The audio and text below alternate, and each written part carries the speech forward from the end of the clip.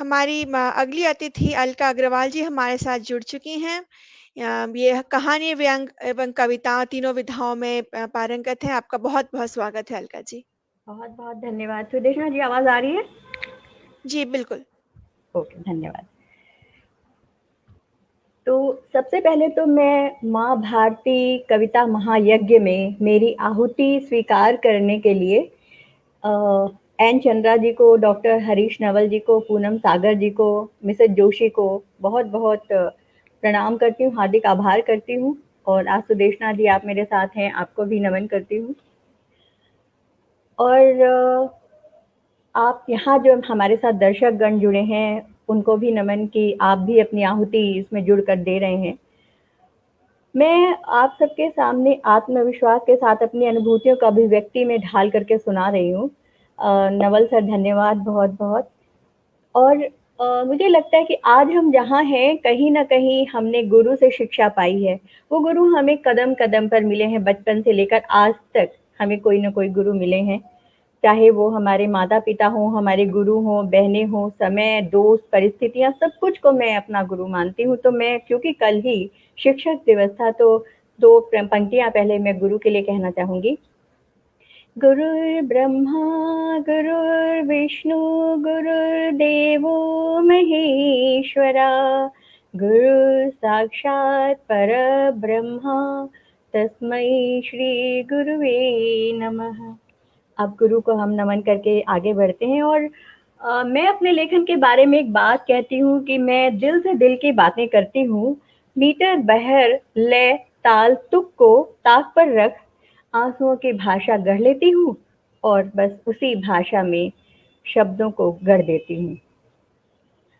सचमुच शब्द ब्रह्म है और हमारे भीतर ऊर्जा भरते हैं। और इस काल में खासकर जो कोरोना काल आया, पैंडेमिक का जो समय हम सब ने देखा, हमने बहुत से लोगों को जाते देखा, बहुत कुछ ये समय हमें सिखा कर गया। पर मैं एक बात ये भी मानती हूँ कि हर चीज़ के साथ उसके 2 पहलू होते हैं। तो मैं ईश्वर का धन्यवाद ये कहकर करना चाहती हूँ कि अगर उन्होंने मुझे ये शब्द की ताकत ना दी होती, कलम मेरे हाथ में ना दी होती, तो मैं ये समय कैसे काटती। और ख़ास पहचान भी कलम ही हमें देती है। उस पर कुछ यूँ कह सकते हैं कि ज़िंदगी में दिखना हो ख़ास तो एक अंदाज़ ज़रूरी है।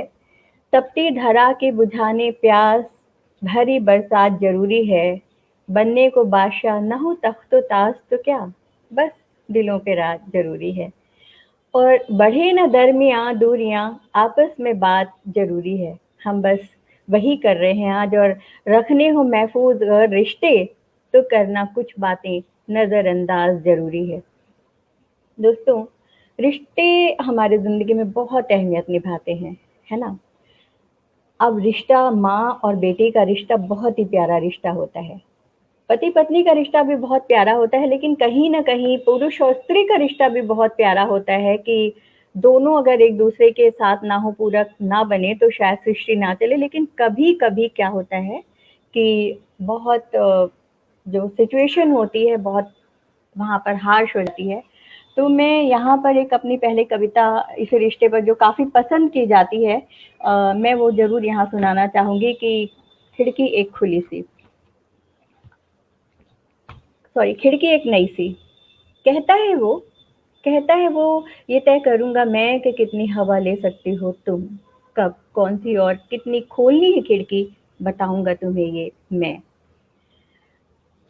ये निर्णय होगा मेरा कि कितनी ऑक्सीजन समो सकती हो अपने फेफड़ों में तुम, निर्धारित करूँगा मैं कि कितनी प्राणवायु मिलेगी तुम्हें। ये क्या? ये क्या मेरा ध्यान ज़रा-सा बटा नहीं कि तुमने हिमाकत कर ली खिड़की खोलने की? मेरा ध्यान ज़रा-सा बटा नहीं कि तुमने हिमाकत कर ली खिड़की खोलने की? बिना मेरी इजाज़त प्राणवायु भीतर समोने की? किस भाषा में समझोगे तुम कि घर है ये मेरा? हाँ, मेरा, और जानता हूँ कि बहुत-बहुत हवादार भी है, पर हवा भी तुम्हें इस घर में उतनी ही मिलेगी, जितनी मैं दूँगा तुम्हें। क्योंकि सब कुछ मेरा ही तो है। सब कुछ मेरा ही तो है और मेरा मैं तुम्हें जितना देगा, इस घर में बस उतना ही होगा तुम्हारा प्राप्य। क्या करूँ? क्या करूं, तुम्हें खुशियां देने को दिल ही नहीं होता। आखिर कैसे लोग तुम्हें मुझसे श्रेष्ठ कह सकते हैं। तुम्हारा अस्तित्व मुझसे पहले, तुम्हारा वजूद मुझसे बड़ा। गलतफहमी है ये लोगों की और तुम्हारी भी। तुम्हें मैं खंड खंड कर दूंगा, कभी पूरी खिड़की खोलने ही नहीं दूंगा। तुम खुद को मुझसे बड़ा बना ही ना सको, इसलिए प्राण वायु भी तुम्हें मैं किश्तों में ही दूंगा। ये क्या, रो रही हो? रो लो। रो रही हो, रो लो, क्योंकि आंसू बहाना ही तो है नियति तुम्हारी। और जान लो कि नहीं पिघलाते तुम्हारे आंसू मेरे भीतर कुछ भी। मैं छीन लूंगा वो हर पल, वो हर मौका, जो मुस्कान तुम्हारे होठों पर सजा सकता है, वजूद को तुम्हारे मुझसे बड़ा बना सकता है। मैं छीन लूंगा वो हर पल, वो हर मौका, जो मुस्कान तुम्हारे होठों पर सजा सकता है, वजूद को तुम्हारे मुझसे। वन सेकेंड ना,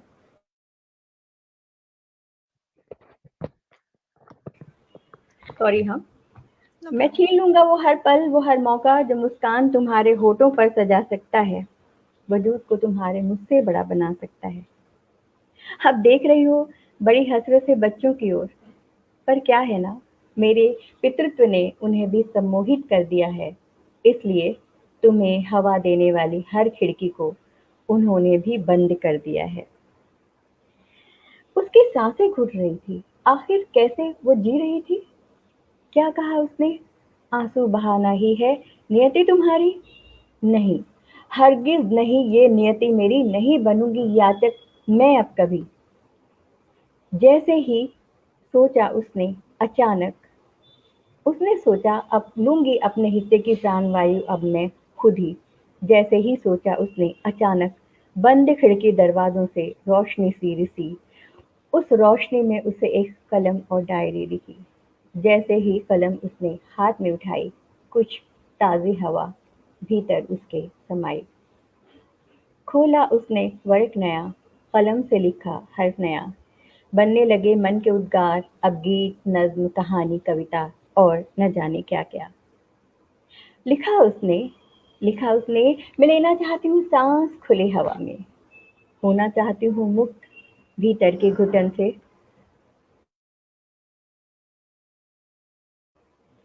मैं लेना चाहती हूँ सांस खुली हवा में, होना चाहती हूँ मुक्त भीतर के घुटन से। लेना चाहती हूँ अपने हिस्से की प्राणवायु अब मैं खुद ही। और अचानक खुल गए खिड़कियां दरवाजे तमाम। नहीं घुट रही सांसें अब उसकी, मुस्कान में बदल गई सिसकी। जितने शब्द उतर रहे हैं वर्कों पर, प्राणवायु उतनी भीतर उसके समा रही है। लिखते लिखते अब वो गम के नहीं, खुशी के तराने गुनगुना रही है। झुठला किसी का दम अब वो मुस्कुरा रही है, खुद ऑक्सीजन ले पा रही है। लिखती जा रही है, ताज़ी हवा से मुस्कान उसके पूरे वजूद को महका रही है, उसके पूरे वजूद को सजा रही है, उसके पूरे वजूद को महका रही है। सुदेशना जी, आप अपनी कभी-कभी उपस्थिति बहुत दर्ज करवा दें सुंदर। तो मुझे ये ना लगे कि मैं अकेली हूँ यहाँ पर। जी, आपको रोकना नहीं चाह रही हूँ, आप इतना खोकर पाठ कर रही हैं, इतना सुंदर, भावों में खो गई थी, आपको टोकना नहीं चाह रही थी। आपके लिए बहुत सुंदर कमेंट्स भी आ रहे हैं अलका जी, जैसे हरीश नवल जी कह रहे हैं, नहीं बनूँगी याचक बनूँगी कभी। याचक। जी। आवाज़ बहुत आवाज़ सुंदर बहुत और आपकी अभिव्यक्ति भी। रघुवीर जी कह रहे हैं बहुत सुंदर। सभी श्रोतागणों को, हल्ला दर्शकों को मत आपकी करना। प्रस्तुति, आपकी रचना बहुत अच्छी लग रही है। जी, अलका जी। अब सुदेशना जी देखिए, रिश्तों की बात की है तो हमारे ज़िंदगी में रिश्ते जो होते हैं ना, बड़े खट्टे-मीठे हर तरह के रिश्ते होते हैं। ये ना होते बिल्कुल। रिश्ते तो कैसे जीवन ये आगे बढ़ता। तो मेरी बेटी 5 साल की थी और मेरे साथ कहीं जा रही थी, तो उसने जो कुछ कहा था, वो कविता बन गई थी मेरे भीतर। सुबह की ताज़ी हवा सी है वो, सुबह की ताज़ी हवा सी है वो, सुबह के सुहाने फ़िज़ां सी है वो, अल सुबह की शीतल ओस सी है वो, भोर की ताज़ी बयार सी है वो, उसे देखकर लगता है ऐसे भर लो भोर की भीनी खुशबू भीतर जैसे, उसका मीठा बोसा लगता है यूं समा गई हो अंदर तक ताज़ी हवा यूं, उसका स्पर्श लगता है यूं उसका स्पर्श बिल्कुल है ऐसा, छू कर गया हो जैसे सहलाता सा झोंका। सिर पर मेरे फिराती नन्हा सा वो हाथ, सिर पर मेरे फिराती नन्हा सा वो हाथ, चूमती मासूमियत से आंखों को मेरी, कितना नाजुक पिघलता सा है वो एहसास। आगोश में भर करती जब वो मुझसे वो प्यार, सहलाती मुझे जैसे मंद मंद बहती बयार। उस रोज उस रोज सुबह सुबह संग मेरे वो निकली, नन्ही परी ने आंखें बंद कर ली अपनी।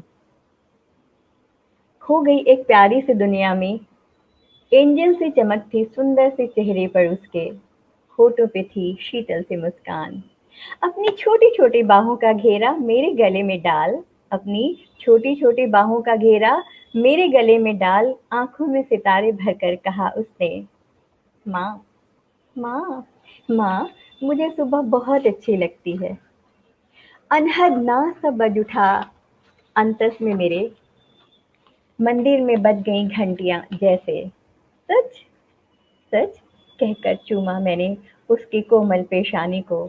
मन मेरा लहरा लहरा गया सोचकर, कैसे महसूस कर पाती है मेरी नन्ही सी कली सुबह की ये पावन खूबसूरती। और मैं जैसे बन गई खुद कविता, मैं बन गई जैसे खुद कविता। सुन मेरी बिटिया की अनुभूति की काव्यमयी अभिव्यक्ति।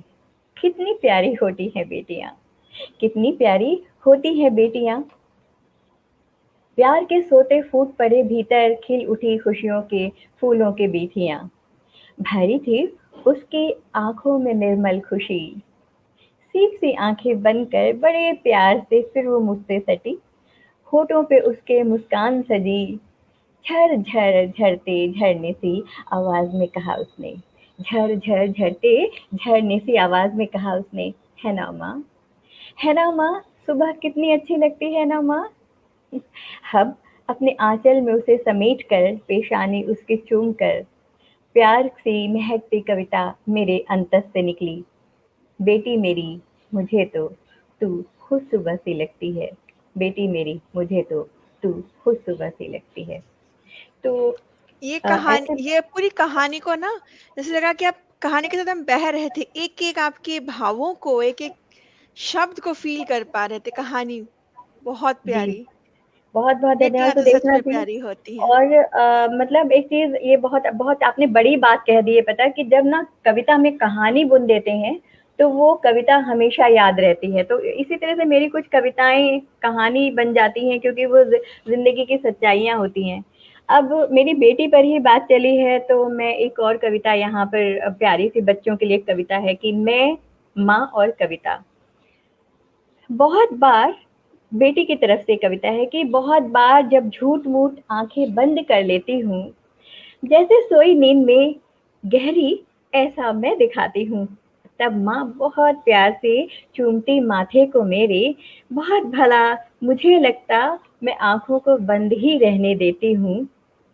कभी माँ जब सोती होती और पहले मैं उठ जाती हूँ, जैसे माँ करती मुझको प्यार, माँ का माथा चूम मैं भी झट से कर लेती माँ को प्यार। जब कोई सहेली नहीं खेलती संग, टीवी भी जब हो जाती बंद, माँ को तो मैं करती तंग, खेलो ना मेरे संग, फिर दोनों मिल मचाते खूब हुड़दंग। एक दिन की बात है, सवेरे, अब देखिए जो मैंने वो कविता लिखी थी उसी का थोड़ा सा ये एक्सटेंशन है। जी। एक दिन की बात है, सवेरे सवेरे माँ के संग कहीं मैं जा रही थी। ठंडी ठंडी हवा मेरे गालों को सहला रही थी, बालों को मेरे उड़ा रही थी। मजे के मारे मैं माँ से सटी जा रही थी और माँ भी मुझे प्यार से नहला रही थी। मैंने कहा, माँ, मुझे सुबह बहुत अच्छी लगती है। कहा माँ ने, अरे बिट्टू, ये तो कविता लगती है, चलो कुछ और गाओ, बनाकर एक कविता सुनाओ। मैंने गाया, चिड़िया बादल बारिश पानी, दादा दादी नाना नानी, भाई पापा दीदी मम्मी और दीदी नानी और सब सहेलियां, लगते मुझको सारे अच्छे, पर सबसे प्यारी लगती माँ। कभी डांटती जब तुम मुझको, गुस्सा तुम पर आता माँ। कभी खेलते संग जब मेरे, सहेली सी तुम लगती माँ। कौर देकर कहानी सुना कहकर खाना तुम खिलाती माँ। लोरी गाकर मुझको रोज सुलाती माँ। मेरे ऊपर कविता लिखती, मुझसे भी लिखवाती माँ। मेरे ऊपर कविता लिखती, मुझसे भी लिखवाती माँ। जो तुम कहीं चली जाती हो, जो तुम कहीं चली जाती हो दर्पण में, और दुपट्टा, और तुम्हारा दुपट्टा मैं खुद ही बन जाती माँ। चश्मा टूटा पहन तुम्हारा, खुद को तुमसे डटवाती माँ। कविता सुनाती मुझको, जब मैं कहती बोर करो ना मुझको माँ।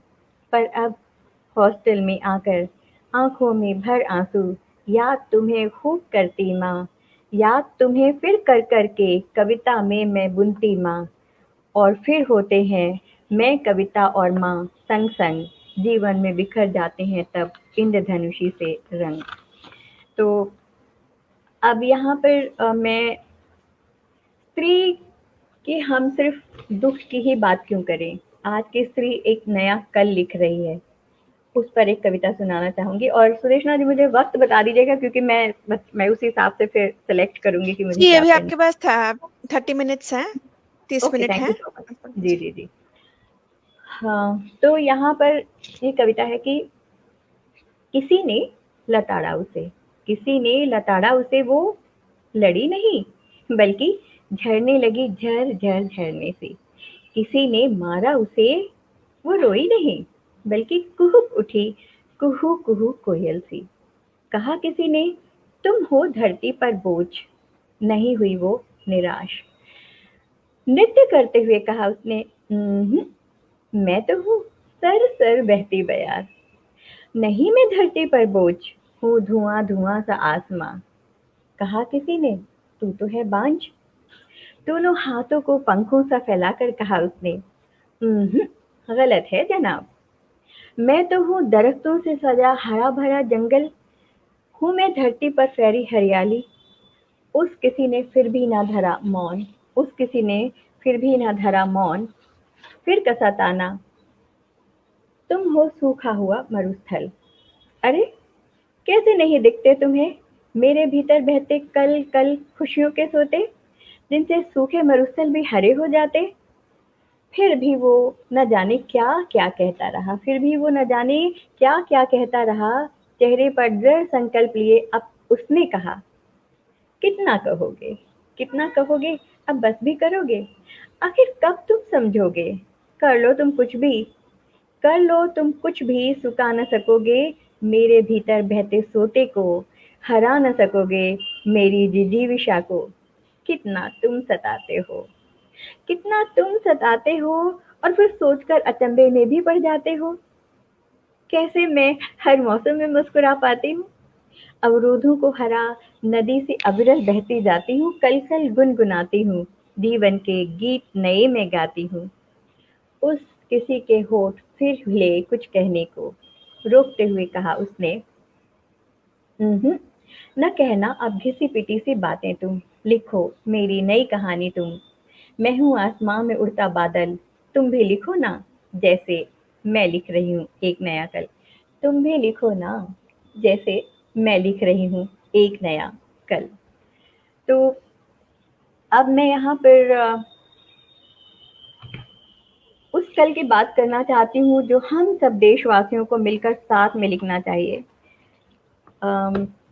यहाँ जितने लोग बैठे हैं उन सब से मैं आप सबको याद होगा कि जो यहाँ पर बॉम्बे में टेररिस्ट अटैक हुआ था, उस वक्त मुझे बहुत दुख होता था, तकलीफ होती थी, और मैं रोती रहती थी टेलीविजन के सामने बैठकर, क्योंकि कुछ अपने लोग भी उसमें गए थे, पर नहीं भी जाते तो भी इतनी भीषण वो ट्रेजेडी थी कि देख करके बहुत दुख हो रहा था। और उस वक्त मेरे ज़हन में बहुत सी कविताएँ आई थी, उसमें से एक कविता मैं आपके साथ में शेयर करना चाहती हूँ।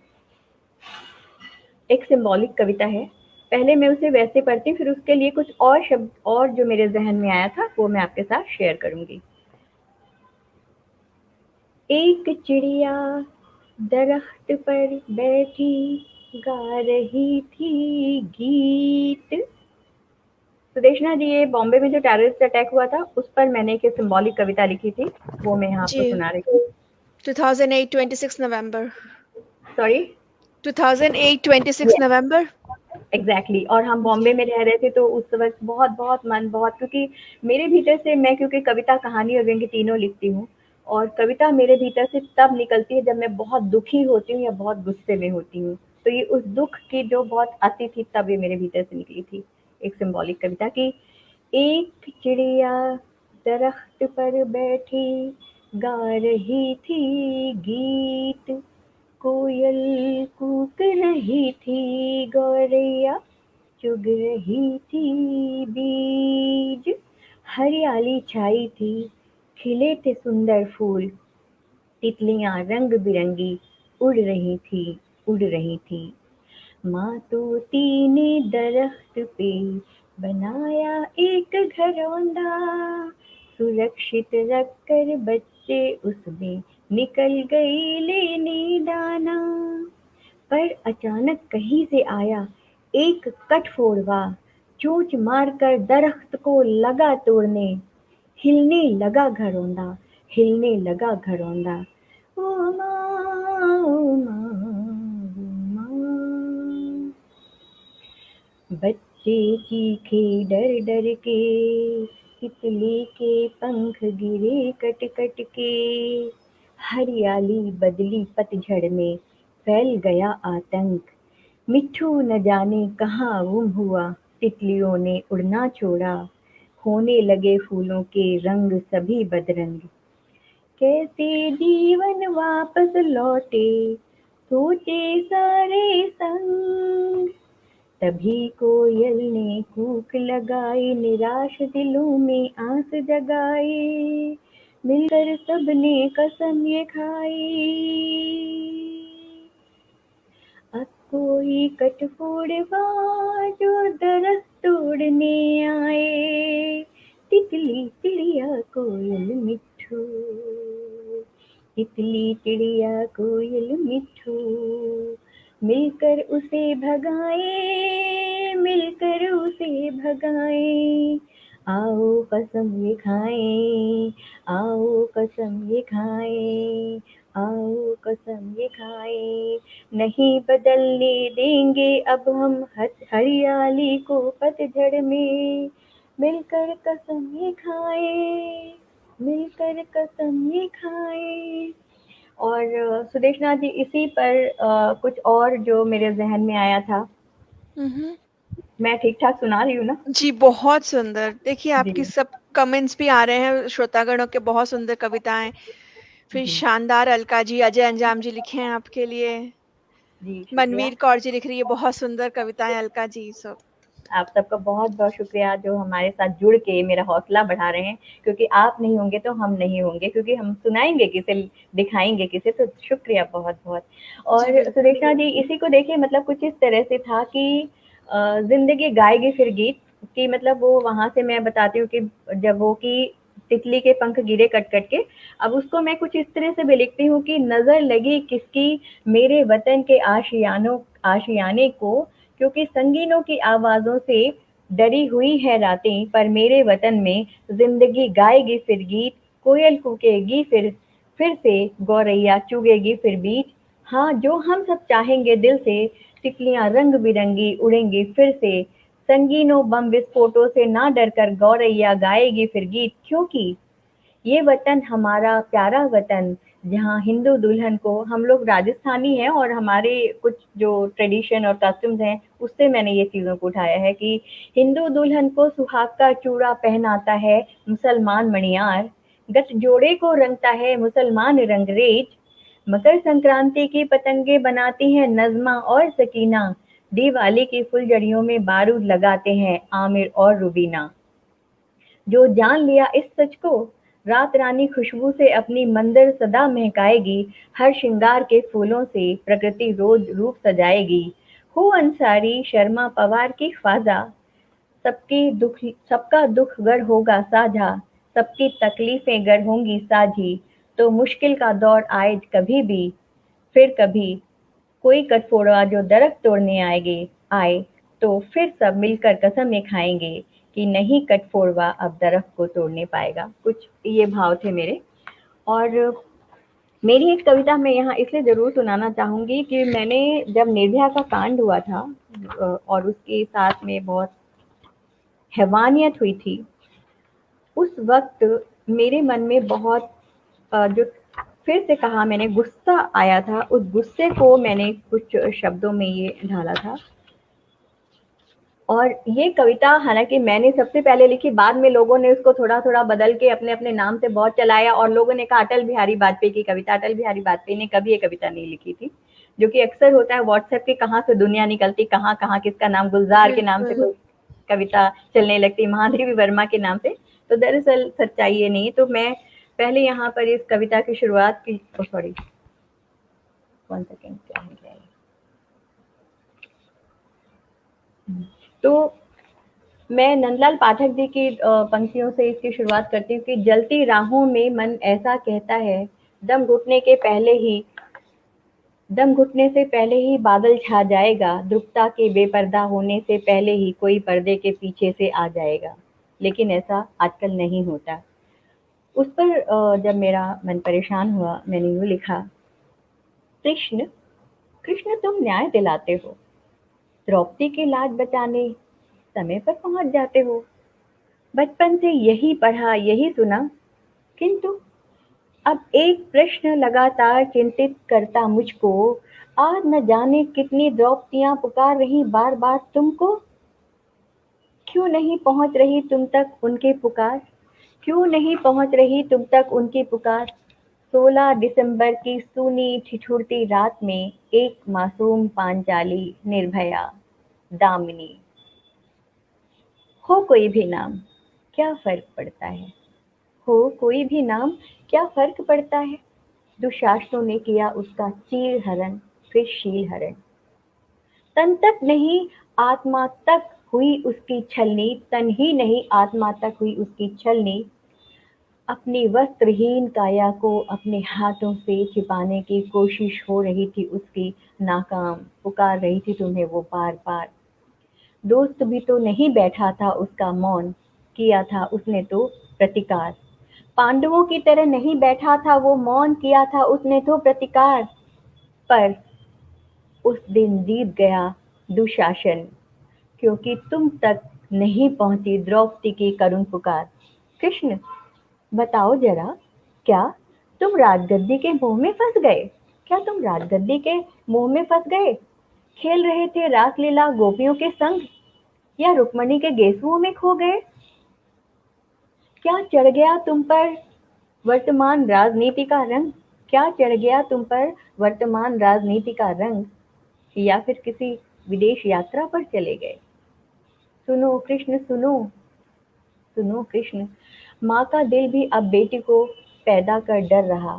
चारों ओर घूम रहे दुशासन दुर्योधन, कोई पिता ही बना रहा, कहीं बेटी को गर्भवती तो कहीं भाई ही बहन का शील हर रहा। क्या हुआ? क्या हुआ न्याय को तुम्हारे? क्या हुआ न्याय को तुम्हारे? कृष्ण क्यों नहीं चल रहा? क्यों नहीं तुम्हारा सुदर्शन चक्र चल रहा? सुनो कृष्ण सुनो, सुनो कृष्ण सुनो, द्रौपदी की पुकार सुनो। नहीं सुनते कृष्ण, क्यों नहीं देते उत्तर, कहाँ चले गए तुम? कौरवों के संग तो नहीं मिल गए? आज की राजनीति में सब कुछ जायज माना जाता है, कभी किसी को तो कभी किसी को यूज कर लिया जाता है। तो नहीं सुन रहे ना कृष्ण तुम? सुनो द्रौपदी सुनो, नहीं सुन रहे कृष्ण, अब तुम्हें ही बनना होगा सशक्त, तुम्हें ही उठाने होंगे शस्त्र, तुम्हें ही बनना होगा सशक्त, क्योंकि नहीं आएंगे अब कृष्ण, नहीं आएंगे अब कोई कृष्ण। तो मैंने यहाँ पर आज इस पटल से अपनी इस कविता को सुनाया और मन में बहुत तकलीफ होती है कि लोग अपनी ओरिजिनल चीज़ों को क्यों नहीं लिखते हैं, दूसरों की चीज़ों को चुरा करके जो इस तरह से सुनाते हैं। तो लेकिन आज मुझे अच्छा लगा कि आप सबके बीच में मैंने इस कविता को यहाँ पर सुनाया। अब मैं थोड़ा सा रंग बदलना चाहूंगी। अ, गजल गजल सुना दूं मैं सुदेशना जी? जी, जी, बिल्कुल, स्वागत है अलका जी जी। जी। तो पहली बात तो यहाँ पर इसमें बहर और लय नहीं ढूंढिएगा, ताल मत ढूंढिएगा, मीटर बहर इन 2 पंक्तियों में, 3-4 पंक्तियों में कि मेहनत कशों के हाथ में पत्थर जो आ गए, मेहनत कशों के हाथ में पत्थर जो आ गए, ऊंचे मियार वाले घरों में समा गए। आंसुओं की जुबां तुम समझ लो, अगर सारे गम इस जहां के समझ जाओगे। आंसुओं की जुबां तुम समझ लो, अगर सारे गम इस जहां के समझ जाओगे। तो पहली गजल है कि ख्वाब में जो आती थी वो परी कहाँ गई। ख्वाब में जो आती थी वो परी कहाँ गई। जिंदगी से पूछेंगे जिंदगी कहाँ गई। जिंदगी से पूछेंगे जिंदगी कहाँ गई। सामने है ये दुनिया, सामने है ये दुनिया, दिलकशी कहाँ गई। फूल तो है दामन में, ताजगी कहाँ गई। ख्वाब में जो आती थी वो परी कहाँ गई। दिल में जो महकती थी वो खुशी कहाँ गई। दिल में जो महकती थी वो खुशी कहाँ गई। जो सुकून देती थी वो तीरगी कहाँ गई। ख्वाब में जो आती थी वो परी कहाँ गई। अपने अपने गुलशन की एक ही कहानी है। अपने अपने गुलशन की एक ही कहानी है। फूल तो है दामन में, ताजगी कहाँ गई। फूल तो है दामन में, ताजगी कहाँ गई। क्योंकि जिंदगी बहुत बनावटी हो गई है। हमने जो मौलिकता थी वो हमारे जीवन से कहीं खो गई है। We all have been very superficial. हम ऐसे जैसे नहीं हैं आजकल, हम जिंदगी वैसी जी रहे हैं। तो फूल तो है दामन में, ताजगी कहाँ गई। एक जमाना वो भी था, एक जमाना वो भी था, हम चिराग रखते थे। अब धुएं में रहते हैं, रोशनी कहाँ गई। ख्वाब में जो आती थी वो परी कहाँ गई। जिंदगी से पूछेंगे, जिंदगी से पूछेंगे जिंदगी कहाँ गई।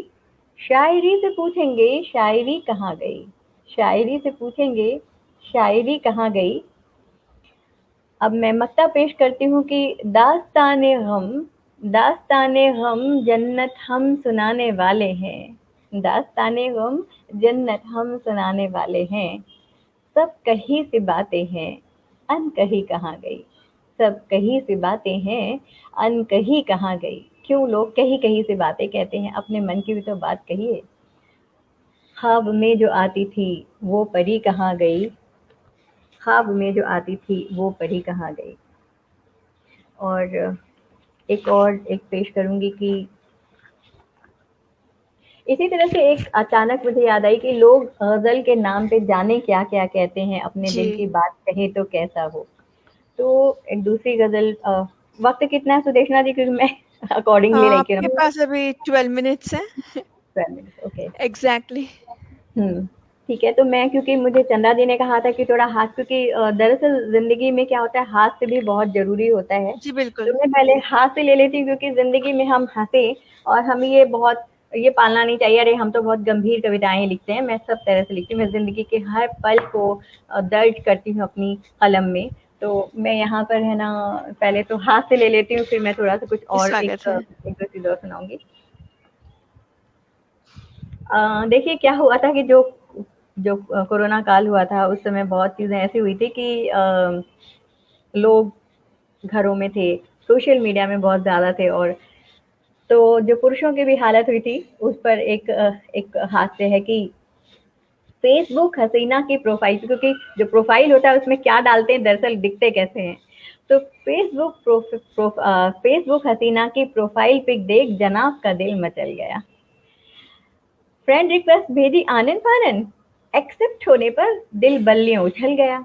बर्तन झाड़ू डस्टिंग से फ्री होते ही बर्तन झाड़ू डस्टिंग से फ्री होते ही मैसेंजर पर चैट चालू हो जाती। इन जनाब की बेचैनी बढ़ती जाती। तेरे दीदार बिन अब चैन नहीं, ताला बंदी में मिलना कैसे हो मालूम नहीं। ऐसा करते हैं, ऐसा करते हैं, आज वीडियो कॉल कर लेते हैं, रियल में ना सही वर्चुअली ही मिल लेते हैं। टाइम फिक्स कर जनाब ने मेकअप किया, क्योंकि बेचारे घर का काम कर करके थोड़े से वैसे हो गए थे। तो टाइम फिक्स कर जनाब ने मेकअप किया और पहली बार कोट के साथ 3 महीनों में पतलून भी पहन लिया। लोग कर रहे थे कोट पहन के नीचे कुछ भी पहन शॉर्ट्स। कर बैठ रहे थे, शॉर्ट पहन कर बैठ रहे थे। तो 3 महीनों में पहली बार कोट के साथ पतलून भी पहन लिया। जूम कॉल पर हूँ, पत्नी से कहा कि जूम कॉल पर हूँ, 1 घंटे डिस्टर्ब मत करना, कहकर कमरा बंद किया। दिल धक धक करने लगा, नई प्रेस से रेवा को देखने का मन करने लगा। वीडियो जैसे ही ऑन किया, सामने जिसको देखा, कहा, भाई अपनी मैडम रेवती जी से मिलाओ, भाई अपनी मैडम रेवती जी से मिलाओ। मैं ही रेवती हूँ डियर, प्यार से मुझे रेवा बुलाओ। मैं ही रेवती हूँ डियर, प्यार से मुझे रेवा बुलाओ। उन्हें याद आई वो प्रोफाइल पिक, सामने तो कोई और ही था। दिल के अरमा चूर सारे हो गए। जूम बंद कर जनाब कमरे से बाहर हो गए। पत्नी ने पूछा, क्या हुआ जी, 10 मिनट में ही आप बाहर निकल आए। पत्नी लगी अब अप्सरा सी, उसे देख ये मुस्कुराए। हाँ डियर, मीटिंग पासवर्ड गलत था, जुड़ नहीं पाए। तो अच्छा हुआ, अगर मीटिंग पासवर्ड सही होता तो बड़ा गड़बड़ हो जाता। और देखिए अब ये मास्क पहनकर शुरू शुरू में हम कैसे बदल जाते हैं, इस पर भी एक हास्य है। सेल से लिए कपड़े पहने, मास्क चेहरे पर सजाकर पति के संग बाजार गए। अपने बारे में ही कह रही हूँ। सेल से लिए कपड़े पहने, मास्क चेहरे पर सजाकर पति के संग बाजार गए। घर में राशन की हो गई थी किल्लत बड़ी, किराने की दुकान में थी लाइन बड़ी। फिजिकल डिस्टेंसिंग की धज्जियां उड़ी, धक्का मुक्की में मैं धम्म से गिरी। तुरंत उन्होंने मुझे उठाया, फूलों वाली शर्ट थी उनकी, मैंने अपना हाथ बढ़ा दिया। रिक्शे में मुझे बैठाया। सांस जब नॉर्मल हुई, मैंने शब्द उचारा, मानव सुनो, आगे से ऐसे नहीं है आना। कौन मानव कहकर उसने मास्क हटाया। अरे आप कौन है, मुझको आपने क्यों उठाया। मेरी पत्नी समझकर आपको उठाया था, ऐसे ही थे कपड़े, ऐसा ही मास्क उसने भी था लगाया। घर जाकर अपनी साड़ी ली, उनके लिए शर्ट, अपने लिए कुर्ती सिली। जब भी आप बाहर जाते हैं, एक से कपड़े घर में बने पहनकर और मास्क एक से बने पहनकर जाते हैं और अपने ही वाले के संग वापस घर लौट कर आते हैं। तो अब इसी तरह से कोरोना काल में हम दुख तो हमें बहुत हुआ, लेकिन हमने अगर उसको क्या कहते, हर सिचुएशन को आप अपने तरह से उसको थोड़ा हल्का बना लीजिए।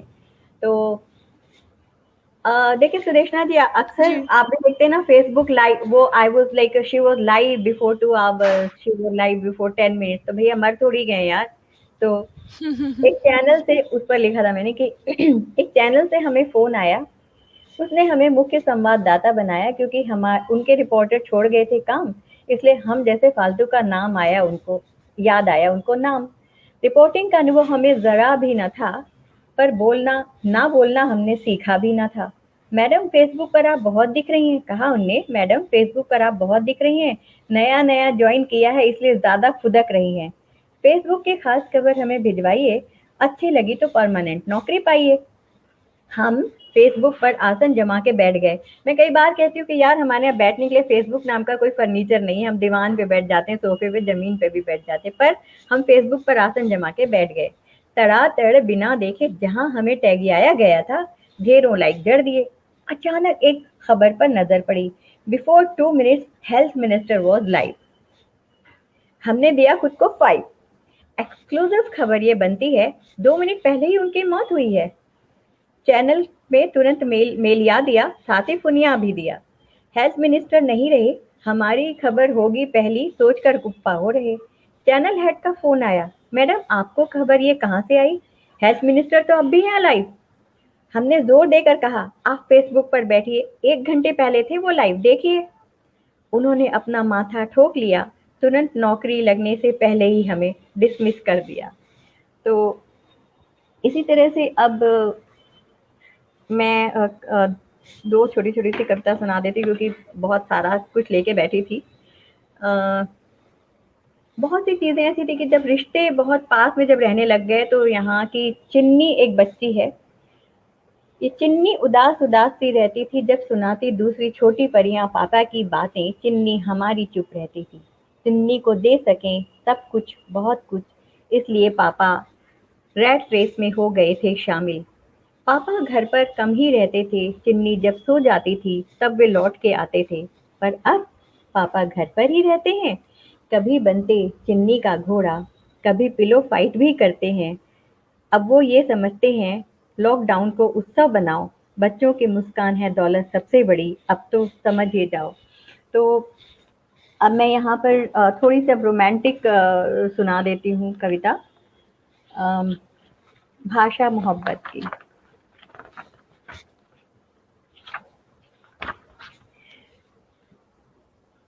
दोनों होठ जब होते हैं स्पंदित, तभी तो उपजते हैं शब्द। भावों को जब मिलता अभिव्यक्ति का संसार कायम होता, तभी तो संवाद। मैं अकेला होठ बनी रही, दूसरे होठ तुम हमेशा अकंपित रहे। मैं तुम्हारे रिश्ते की अनुभूति तो मेरे तुम्हारे रिश्ते की अनुभूति कभी ले ही न सकी भाषा का स्वरूप। मैं एक होठ हमेशा दूसरे होठ के स्पर्श को लालायित, पर दूसरे होठ तुमने कभी स्पर्श की चेष्टा ही नहीं की, भाव को भाषा बनने ही ना दिया। मुझ में यानी पहले अधर के कंपन में है जो संवेदनाएं, अभिसार, स्नेह और पवित्र भावनाएं। मीरा महादेवी की कविता की करुणा और समर्पण, गार्गी मैत्रेयी की सी विदेशियों के हृदय सा मंथन। आखिर आखिर क्यों नहीं होता तुम्हारे हृदय में स्पंदन? तुम अपनी जड़ता पे अड़े रहो, अपने अहम के दीवार पे जड़े रहो। मेरी मोहब्बत के अशार तुम्हें सुनाकर रहूंगी। सुनो मेरे प्रिय, दूसरे होठ तुम्हें चाहती हूँ मैं ऐसे, सागर की लहरें चंदा की किरणों को जैसे। तुम्हारी बेरुखी मेरी जिद को ज्यादा परवान चढ़ाती है। तुम्हारी बेरुखी मेरी जिद को ज्यादा परवान चढ़ाती है, मेरे निश्चय को और दृढ़ बनाती है। आखिर कब तक तुम डिगोगे नहीं, मेरे प्रेम में पगोगे नहीं। मैं दीवानी मीरा हूँ, कलम महादेवी की कलम की पीड़ा हूँ। मैं दीवानी मीरा हूँ, महादेवी की कलम की पीड़ा हूँ। तुम्हारे स्पंदन को जगाकर रहूंगी, भाव को भाषा बनाकर रहूंगी, भाव को भाषा बनाकर रहूंगी। तो कितना वक्त है अभी? मैं इसलिए क्योंकि मैं दूसरों का वक्त ना लूं, क्योंकि एक कवि जब कोई आ जाता 2 है तो मिनट वो मैम। 2 मिनट है, तो ठीक है, मैं सोचती हूँ कि इस 2 मिनट को मैं किस तरह से यूटिलाइज करूँ। हम्म, पर्यावरण पर एक कविता, क्योंकि अब ये हमारी चिंता है बहुत बड़ी पर्यावरण पर कि क्यों हम पर्यावरण का ध्यान नहीं रखते हैं। क्या जब काटा किसी ने किसी शाख को जब काटा किसी ने एक शाख को, कितना दर्द हुआ था उसे। ओस के रूप में गिरे थे उसके आंसू अपनी बेटी शाख के कटने पर। दुखी हुई दूसरी शाखें भी तो। कितना कुछ देते हैं ये वृक्ष और उनकी शाखाएं, जीवन का फलसफा नया सिखाते हैं। कितनी भी फूलों फलों से लदी भरी, फिर भी तने में बसी हमेशा जड़ों से जुड़ी। पर दूसरों को खुशी देने वाली शाख जब कटी, नहीं लेकर बैठता वृक्ष अपनी कटी शाख का गम। सबको फल फिर भी वो देता है, वातावरण से खुशबू से वातावरण को महकाता है। नहीं याद रखता किस लकड़हारे ने किस राहगीर ने चोट उसे पहुंचाई है। उनके झुलसते शरीरों को ठंडक से भर देता है। भूल सारी कड़वाहट उन पर भी खुशियां बरसाता है। पर हाय, हाय शाखों को तो काटा ही, अब डाल रहे हो केमिकल जड़ों में उनकी। कैसे ठंडी बयार ये दे पाएंगे, नसीचो जहर जड़ों में इनकी। जैसे नफरत के विष से सींच रहे हो रिश्तों को, न काटो शाखों को, न सींचो जहर जड़ों और रिश्तों में। कहीं ऐसा न हो कि परेशान होकर ये दरख्त इंसान बन जाए, न मिले इंसानियत चाहे ढूंढे कितना।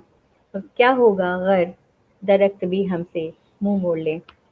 और इसी पर अंत में मैं एक बात कहना चाहती हूँ सुदेशना जी, और हमारे साथ जितने यहाँ जुड़े हुए लोग हैं और जिन्होंने जी। भी मुझे सुना, कि मुझे कई बार लोग कहते हैं कि तुम बड़ी नहीं हुई, तुम मैच्योर नहीं हुई।